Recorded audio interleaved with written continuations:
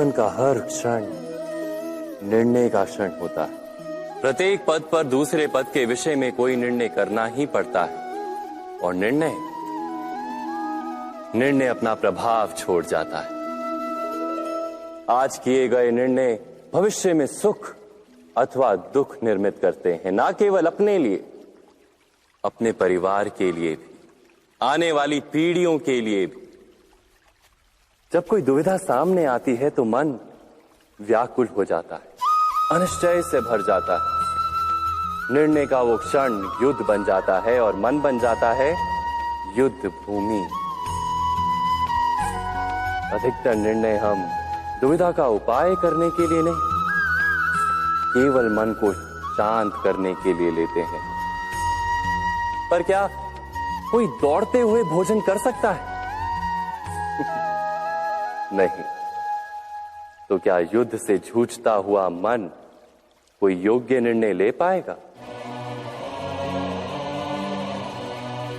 वास्तव में शांत मन से जब कोई निर्णय करता है तो अपने लिए सुखद भविष्य बनाता है, किंतु अपने मन को शांत करने के लिए जब कोई निर्णय करता है तो वो व्यक्ति भविष्य में अपने लिए कांटों भरा वृक्ष लगाता है।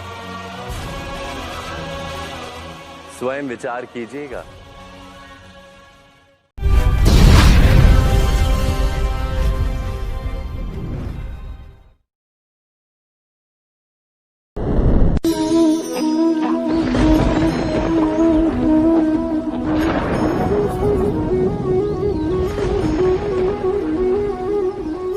सपनों और पूर्वाभासों के आधार पर हम भविष्य के सुख दुख की कल्पना करते हैं।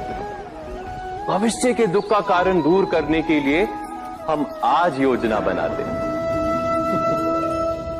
किंतु कल के संकट को आज निर्मूल करने से हमें लाभ मिलता है या हानि पहुंचती है, ये प्रश्न हम कभी नहीं करते। सत्य तो ये है कि संकट और उसका निवारण साथ जन से, व्यक्ति के लिए भी और सृष्टि के लिए भी। नहीं, आप अपने भूतकाल का स्मरण कीजिए, इतिहास को देखिए। आप तुरंत ही ये जान पाएंगे कि जब जब संकट आता है तब तब उसका निवारण करने वाली शक्ति भी जन्म लेती है। यही तो जगत का चलन है। वस्तुतः संकट ही शक्ति के जन्म का कारण है। प्रत्येक व्यक्ति जब संकट से निकलता है तो एक पद आगे बढ़ा होता है, अधिक चमकता है, आत्मविश्वास से अधिक भरा होता है, न केवल अपने लिए अपितु विश्व के लिए भी। क्या ये सत्य नहीं? वास्तव में संकट का जन्म है एक अवसर का जन्म, अपने आप को बदलने का अवसर, अपने विचारों को ऊंचाई पर करने का अवसर, अपनी आत्मा को बलवान और ज्ञान मंडित बनाने का अवसर। जो ये कर पाता है उसे कोई संकट नहीं होता, किंतु जो ये नहीं कर पाता वो तो स्वयं एक संकट है विश्व के लिए। विचार कीजिए।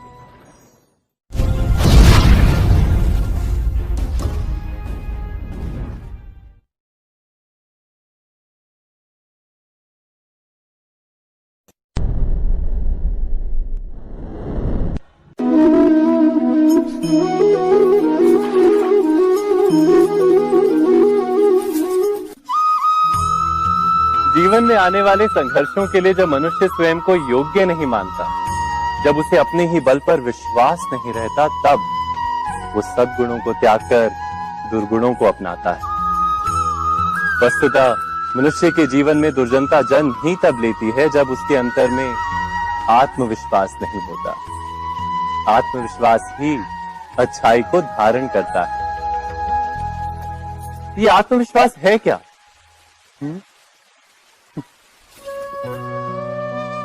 जब मनुष्य ये मानता है कि जीवन का संघर्ष उसे दुर्बल बनाता है, तो उसे अपने ऊपर विश्वास नहीं रहता। वो संघर्ष के पार जाने के बदले संघर्ष से छूटने के उपाय ढूंढने लगता है। किंतु जब वो ये समझता है कि ये संघर्ष उसे अधिक शक्तिशाली बनाते, ठीक जैसे व्यायाम करने से देह की शक्ति बढ़ती, तो प्रत्येक संघर्ष के साथ उसका उत्साह बढ़ता है। अर्थात आत्मविश्वास और कुछ भी नहीं, मन की स्थिति, जीवन को देखने का दृष्टिकोण मात्र है।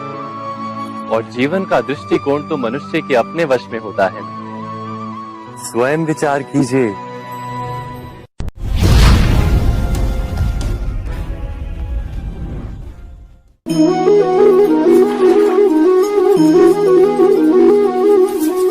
पिता सदा ही अपने संतान के सुख की कामना करते, उनके भविष्य की चिंता करते रहते। इसी कारणवश सदा ही अपने संतानों के भविष्य का मार्ग स्वयं निश्चित करने का प्रयत्न करते रहते। जिस मार्ग पर पिता स्वयं चला है, जिस मार्ग के कंकर पत्थर को स्वयं देखा है, मार्ग की छाया, मार्ग की धूप को स्वयं जाना है, उसी मार्ग पर उसका पुत्र भी चले, यही इच्छा रहती है हर पिता की। निस्संदेह उत्तम भावना है ये, किंतु 3 प्रश्नों के ऊपर विचार करना हम भूल ही जाते हैं। कौन से प्रश्न? प्रथम प्रश्न, क्या समय के साथ प्रत्येक मार्ग बदल नहीं जाते? क्या समय सदा ही नई चुनौतियों को लेकर नहीं आता? तो फिर बीते हुए समय के अनुभव नई पीढ़ी को किस प्रकार लाभ दे सकते हैं? दूसरा प्रश्न, क्या प्रत्येक संतान अपने माता पिता की छवि होता है?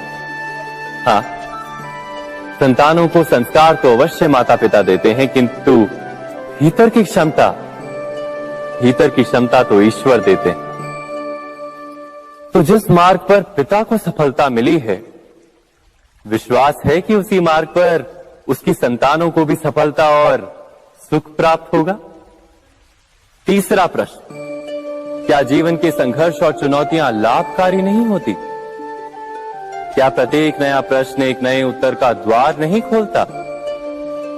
तो फिर संतानों को नए नए प्रश्नों, संघर्षों और चुनौतियों से दूर रखना, ये उनके लिए लाभ करना कहलाएगा या हानि पहुंचाना? अर्थात जिस प्रकार संतान के भविष्य का निर्माण करने के बदले उसके चरित्र का निर्माण करना श्रेष्ठ है, वैसे संतानों के जीवन का मार्ग निश्चित करने के बदले उन्हें नए संघर्षों के साथ जूझने के लिए मनोबल व ज्ञान देना अधिक लाभदायक नहीं होगा? स्वयं विचार कीजिए।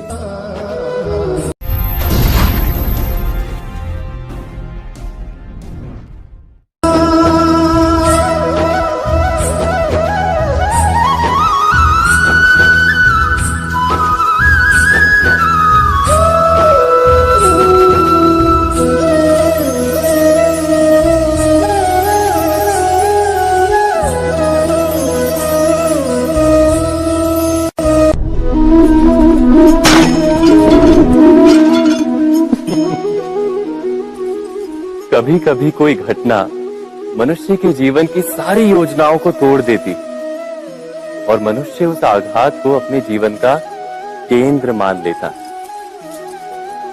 पर क्या भविष्य मनुष्य की योजनाओं के आधार पर निर्मित होते हैं? नहीं।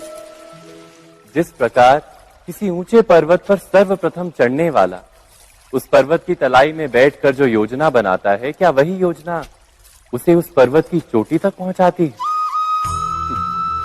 नहीं, वास्तव में वो जैसे जैसे ऊपर चढ़ता है वैसे वैसे उसे नई नई चुनौतियां, नई नई विडंबनाएं, नए नए अवरोध मिलते हैं। प्रत्येक पद पर वो अपने अगले पद का निर्णय करता है। प्रत्येक पद पर उसे अपनी योजनाओं को बदलना पड़ता है। कहीं पुरानी योजना उसे खाई में ना ढकेल दे। वो पर्वत को अपने योग्य नहीं बना पाता, केवल स्वयं को पर्वत के योग्य बना सकता है। क्या जीवन के साथ भी ऐसा ही नहीं? जब मनुष्य जीवन में किसी एक चुनौती को, एक अवरोध को अपने जीवन का केंद्र मान लेता है, अपने जीवन की गति को ही रोक देता है तो वो अपने जीवन में सफल नहीं बन पाता और ना ही सुख और शांति प्राप्त कर पाता। अर्थात जीवन को अपने योग्य बनाने के बदले स्वयं अपने को जीवन के योग्य बनाना ही सफलता और सुख का एकमात्र मार्ग नहीं। स्वयं विचार कीजिए।